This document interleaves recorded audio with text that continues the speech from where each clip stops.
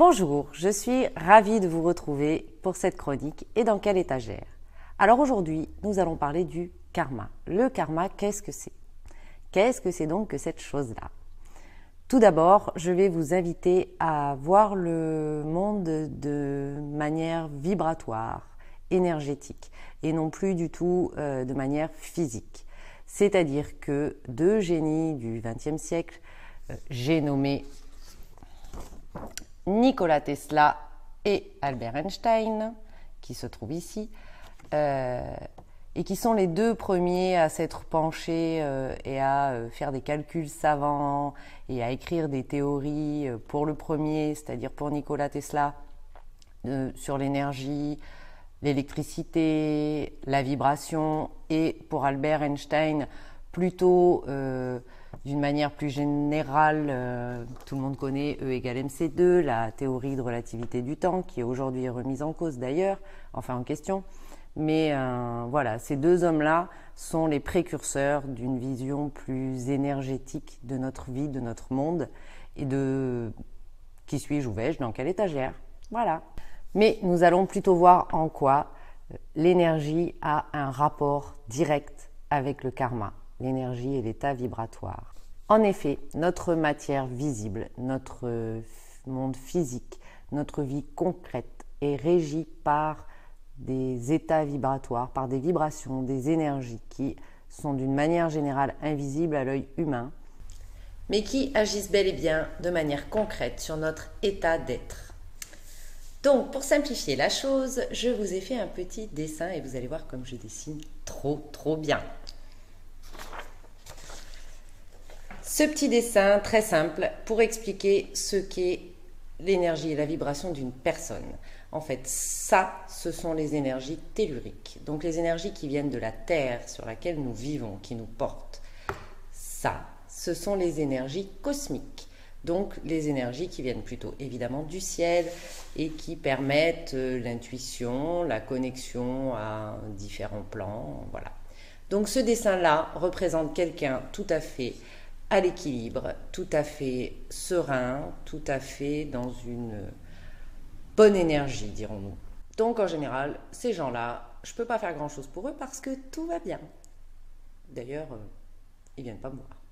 Donc ce premier dessin vous montre quelqu'un qui est équilibré, qui a autant de karma que de dharma, parce qu'on parle souvent du karma.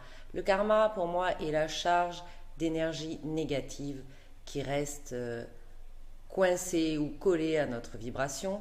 Les dharmas, au contraire, sont les charges d'énergie positive. Donc là, le dessin que je viens de vous montrer est une personne qui est totalement à l'équilibre et qui est clairement entre son karma et son dharma, parce que la perfection n'est pas de ce monde et que de toute façon, nous avons tous en nous du positif et du négatif. Donc là, voilà à quoi pourrait ressembler dans la vision vibratoire d'une personne si on devait prendre une photo autre que notre monde physique, ça pourrait ressembler à ça. En tout cas, moi, c'est ce que je vois quand je travaille. Alors, deuxième cas de figure, en fait, état vibratoire, ce que j'appellerais une vibration toute pourrie, sans aucun jugement évidemment, mais quand une personne a une charge karmique lourde, je vous ai refait un super joli petit dessin, ça ressemblerait plutôt à ça. Je sais que déjà vous vous dites mon Dieu, quel artiste. Une vibration qui a donc des charges karmiques, comme vous pouvez le constater, et toujours, bien sûr, puisqu'elle est incarnée actuellement, toujours les énergies telluriques, donc sur lesquelles elle repose. Mais bien sûr, la vibration n'atteint pas les énergies cosmiques, premièrement. Ensuite, on sent bien, on voit bien là que ça provoque donc mon paquet de fils où vous avez vu tout à l'heure qu'il était qui montait et qu'il était tout à fait souple et aéré et droit, équilibré. Voilà, là c'est pas le cas du tout. Donc c'est tout cassé, c'est tout tortillé, ça va tout droit, enfin bref, c'est pas la fête. Donc là, clairement, plusieurs possibilités. c'est soit des charges karmiques lourdes, soit des blessures, des failles, des traumas dans cette vie-là, mais qui, à mon sens, viennent s'ajouter quand même à des charges karmiques existantes.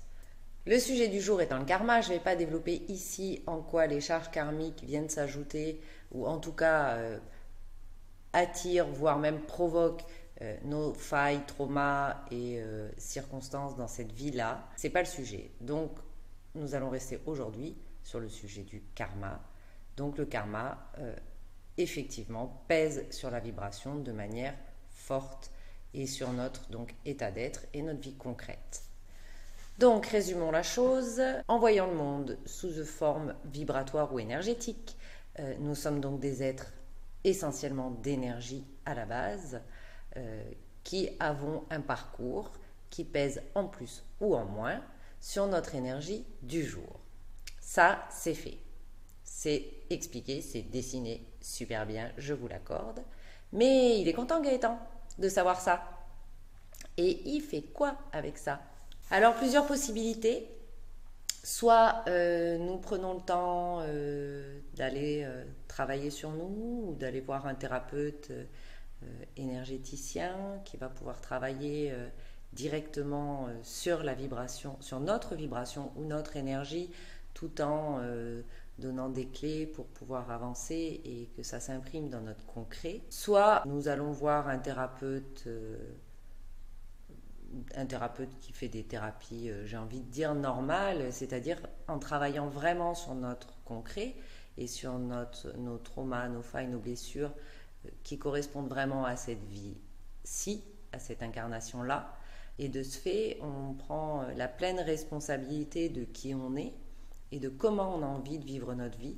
Est-ce qu'on a envie de la vivre en étant lourd et en portant sur nous les charges de notre passé, ou est-ce qu'on a envie de s'alléger et de vivre quelque chose de serein, d'équilibré et dans la joie? J'ai souvent tendance à dire aux personnes qui viennent me voir que le meilleur guide qui soit, c'est la joie dans notre cœur. Parce que c'est là qu'on sait qu'on a guéri certaines blessures, qu'on avance sur le bon chemin, le nôtre. Notre vibration du cœur, mais la vraie joie, notre cœur vibre différemment.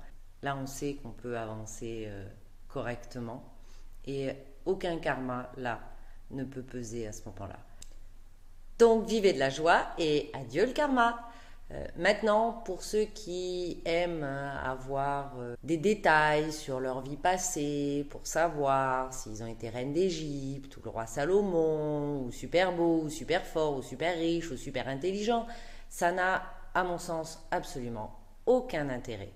Mais vraiment aucun, à part celui de gonfler un ego, parce que dans cette vie-là, on a du mal à être fier de soi, ou avoir de l'estime, ou voilà. Donc moi je pense que les karmas, même si les images sont effectivement sorties d'un passé, soi-disant passé, elles ne sont pas réellement nécessaires. C'est juste des images qui correspondent à nos images mentales et qui sont compréhensibles, mais qui sont plus là pour expliquer quels sont les leviers qui manquent ou quels sont les leviers en trop qui ont été actionnés et comment faire pour neutraliser ça et être à l'équilibre. Voilà, donc j'espère vraiment que mon explication aura été assez claire, que ça vous aura intéressé et vous revoir très très vite pour une nouvelle chronique où je vous le dis pas parce que ce sera Halloween et que vous pouvez commencer à trembler. Ciao ciao, prenez bien soin de vous, à bientôt.